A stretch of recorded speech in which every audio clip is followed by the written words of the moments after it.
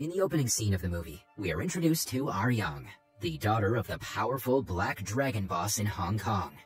As she attends one of her father's high-profile gatherings, tensions rise when members from a rival gang try to belittle her in an attempt to embarrass her father. However, Young refuses to back down. With poise and grace, she skillfully dances around the hall and showcases her impressive swordsmanship, impressing the guests. But things take a dangerous turn when one of the members purposely shatters a glass and throws the shards on the ground, causing Young's foot to bleed. Despite the pain, Young perseveres, somersaulting and wielding her sword with finesse, refusing to let the members see her falter. However, the guests' jeers and laughter intensify, and Young's frustration boils over. With a swift and powerful movement, she stabs the hand of the member who threw the glass shards earlier. Due to this, other members become hostile, but Young's father soon settles the matter. Unsatisfied with the punishment, Young tracks the leader of the gang the next day. She finds him in a station and slits his throat, killing him on the spot. After the funeral of the deceased gang member, tensions escalate as one of the high-ranking members vows to avenge his fallen comrade by targeting Young. Fearing for his daughter's safety, Young's father arranges for her to be sent to his trusted friend, Big Boss, a powerful gangster based in Korea. In the subsequent scene, Han Ki-chul, a low-ranking member of Big Boss's gang, is tasked with looking after Young due to his supposed ability to understand Chinese. However, the reality is that Ki-chul has no knowledge of the language whatsoever. The following day, Ki-chul and his entourage head to the airport to pick up Young, expecting a male gangster.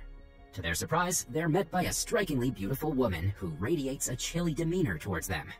Adding to the communication barrier, none of them can speak Young's language, and she is equally unfamiliar with Korean. This creates an immediate sense of tension and unease between Young and her new caretakers. Later, Young meets with the Big Boss, who warmly welcomes her and tells her to make herself comfortable during her stay in Korea. He also says that she can boss around Ki-chul and his underlings as long as she's here.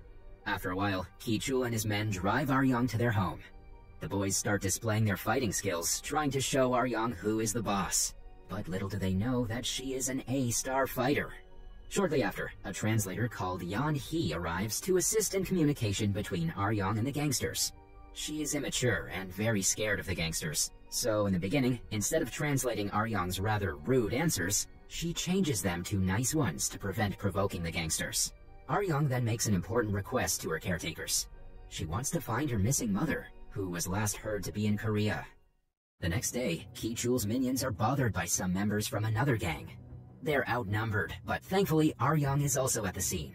So she teaches the opponents a good lesson by kicking a small table toward them and making them fall on the floor. Then, Ki-chul's minions start beating them one by one. Eventually, the opponents flee from the scene with multiple bruises all over their bodies. That evening, Young, the translator, and the gangsters go to a diner to have some meals and drinks. After getting drunk, Ki-chul and one of his minions go to the bathroom to relieve themselves. Suddenly, the rival gang from earlier arrives at the diner, seeking revenge for the earlier fight. They try to harass Young and the translator while kicking the remaining minions. However, our brave protagonist is not going to leave without a fight. Hence, she strikes back, throwing chopsticks straight at the opponents. This gives her an advantage as she performs some powerful kicks on the gangsters, sending them away in fear. It was a one-woman fight against a group of men. Next, one of Ki-chul's minions reports the situation to him as he's still in the washroom. Ki-chul is too drunk, so he doesn't believe the story of Young fighting off the gangsters alone. Later, the defeated rival gang members report back to their leader, making the Ki-chul gang their prime target. After doing some research on the gang, Ki-chul and Young are invited to the rival gang's headquarters. When they arrive, they're surprised to learn that Ki-chul's minions have already been gathered and beaten up. This enrages Ki-chul, so he starts tussling with the boss of the rival gang. However, due to his mediocre fighting techniques, he does not put on much of a show. Thankfully, Young lends him a hand. She grabs a nearby plate and flicks a peanut straight to the boss's face. As the latter loses his balance, Ki-chul manages to maintain the upper hand as he rams the opponent's head on the ground. Following this, the rival members quickly surround him and start beating him with bats and punches. Despite being outnumbered, Ki-chul remains on his guard to fulfill his duty of protecting Ar-Yang. However, our skilled fighter Ar-Yang has seen enough, so she sets Ki-chul aside, readying herself to fight with a group of rivals. Though she's also outnumbered, Ar-Yang manages to land some powerful kicks and injure her opponents. In seconds, the rivals are all lying helplessly on the floor, while Ki-chul stands shocked, finally realizing Ar-Yang's exceptional fighting skills. Shortly after their victory, Ki-chul and the group decide to return home. He and his minions, who are rather unskilled, are impressed and become afraid of the mighty woman. Later that evening, Ki-chul and Ar-Yang relax together outside in the garden for some drinks.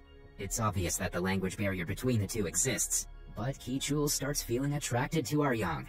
She also seems to enjoy his company. The following morning, all the group members sit together for breakfast. Ar-Yang starts to become kinder to them compared to the rudeness she carried with herself when she was new. However, the translator now starts translating into rather commanding sentences in order to inflict some fear on Ki-chul's minions. Turns out, she enjoys making fun of them. Later, Ki-chul and his minions go to their headquarters and see that the rival gang's boss is there to admit defeat. Impressed by this, Big Boss promotes Ki-chul from a low-rank gangster all the way up to being his right-hand man. Meanwhile, in Hong Kong, the member of the higher gang is still determined to take revenge on Ar-Yang. So he sends some professional assassins to go after Ar-Yang. Back in Korea, Ar-Yang and the group are having some good times at a town, when they're suddenly interrupted by the arrival of the assassins. At first, they believe the assassins are after Ki-chul, but soon they learn that Ar-Yang is their actual target.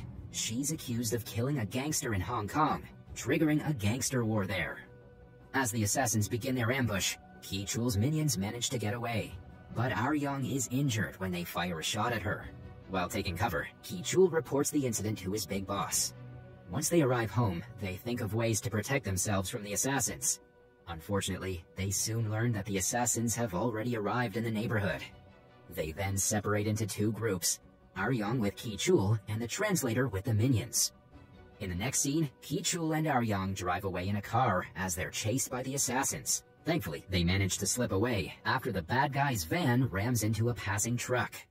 The two then decide to take refuge in Ki-chul's family home. It becomes a good place for them to relax for a while and take a breath of fresh air. Ki-chul's parents believe that Ar-Yang is his girlfriend and give him a family necklace to gift her. The couple then spends the night safe and sound at home, not caring about what lies ahead. However, in Hong Kong, we learn that Ar-Yang's father isn't safe. After having a meeting with one of his higher-level members, the place suddenly explodes, injuring him seriously. Following their short getaway, Ar-Yang and Ki-chul reunite with the others. Ar-Yang excuses herself to try and call her father, but the assassins suddenly appear in the neighborhood. A deadly fight ensues, and Ar-Yang manages to throw two of her daggers straight at the assassins, killing them on the spot. Now, only the leader of the group is left, who also happens to be an alpha female.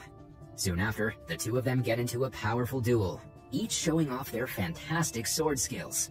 They dodge each other's attacks and strike back at each other equally. However, the opponent leader proves to be more powerful, as in the end, she slightly injures Ar-Yang.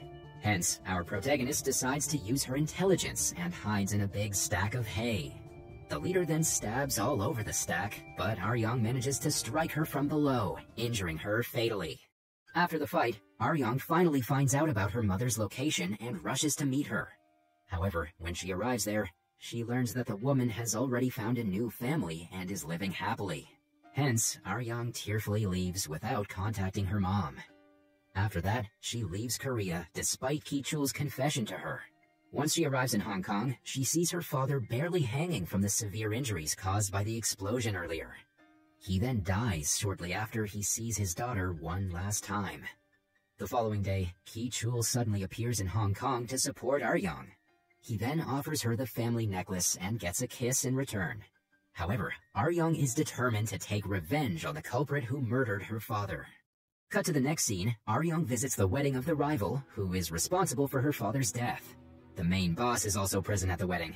Ar-Yang manages to disguise herself as the bride to get close to the boss. As she and the groom get blessings from the boss, Ar-Yang suddenly pulls out a sword and slashes him.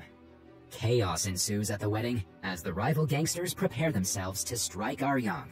However, before they can subdue her, Ki Chul and his minions also arrive. With the battlefield leveled, our exceptional protagonist manages to single-handedly take down several gangsters while also evading all the gunshots. Sensing the danger, the rival boss flees the place, and Aryang follows him.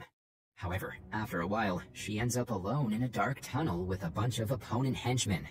Despite the odds stacked against her, Aryang swiftly outsmarts them, injuring and subduing all the men with her powerful kicks. Even the boss's right-hand man is no match for her, since she dodges his gunshots and strikes a dagger right into his chest. Eventually, Aryang faces the boss once again, but he is now injured. She tries to duel with him with her 2 swords, but the boss smirks at her, pulling out his gun and firing at her. Unfortunately, Aryang is hit with a shot in her leg, making her position vulnerable. The boss then gives off an evil laugh, pointing the gun at Aryang's head. It appears as if she's going to be killed, but right then, Ki Chul appears and draws his attention away from her. In the chaos, the boss shoots Ki Chul, sending him tumbling off a tall building. Despite her grief, Aryang seizes the opportunity to close in on the boss and deliver a lethal slash on him in a final act of desperation. She then throws her knife, piercing the boss's chest and sending him plummeting off the building and to his death. After the victory, Aryang sets out to search for Ki Chul. Fortunately, she discovers that he survived the fall and landed safely in a passing garbage truck. In the next scene, we see Aryang officially taking over as the new boss of the Black Dragons, succeeding her father. On the other hand, Ki Chul heads to the airport to leave Hong Kong. However, Aryang's father's right-hand man advises her not to let Ki Chul go, as her father had let her mother leave, only to regret it later. Taking the advice to heart, Aryang stops Ki Chul on his way to the airport with all her gangsters, and makes a bold move. She proposes to him.